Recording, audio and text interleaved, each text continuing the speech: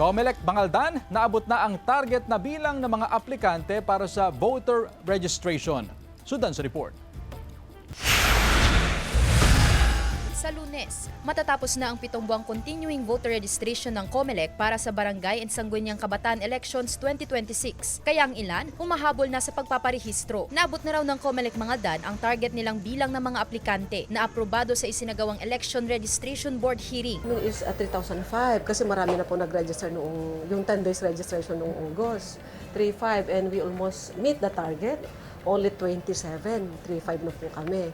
And we're still counting. Malaking tulong daw ang mga isinagawang off-site registration sa mga barangay at paaralan. So ang last day po natin ay sa Monday and that will be May 18. So hindi na po kami tumatanggap o pumunta sa mga barangay dahil tapos na po yung ating off-site registration. Sa tala ng Comelec Pangasinan, umabot na sa 122,000 ang bilang ng mga nagparehistro sa buong probinsya. Mas mataas ang bilang kumpara sa 75,000 na target applicant. Sobra-sobra po doon sa expected natin. Natabanggit ko mas dadami pa po yan. Base sa experience po namin, mas marami po nagpaparehistro itong last few days. Matapos ang registration, tuloy-tuloy na rin ang isasagawang paghahanda ng Comelec para sa province-wide ERB approval at filing of certificates of candidacy sa Setyembre. Sandy Salvacio, One North, Central Luzon.